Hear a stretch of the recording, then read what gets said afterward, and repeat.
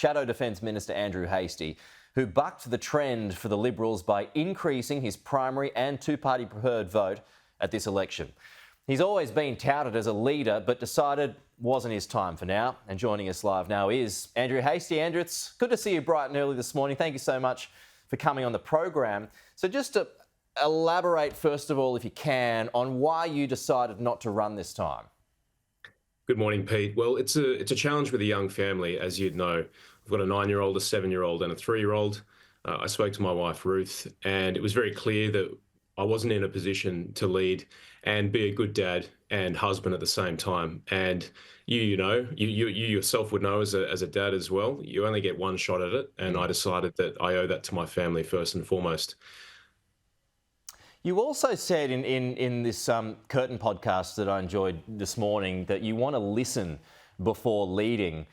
Because you did well in your electorate, for the reasons that I said above, what did you do right that the others in your party did not? I think it's really important that we take a humble posture over the coming months and we listen to the Australian people and we really understand how we failed to connect. And one of the things I did in my local community was listen. There were national issues to talk about, but I'll give you one example. I was out door knocking in my northern suburbs, and whenever I came to someone's door, the thing they would mention is the stench from a waste disposal business and a local piggery that was present in their house, outdoors, and it was a real issue. And so I decided to hold a forum on that, very, very local, but very, very important to people. And I made the point that people don't want to listen to what you have to say about national policy if there are far more primal issues that they're having to deal with, like bad smells around the clock. So these are the sorts of things that people expect from their local members. Now, I'm serving the National Parliament. I want to be a national policy maker. I want to look at national legislation and make national decisions.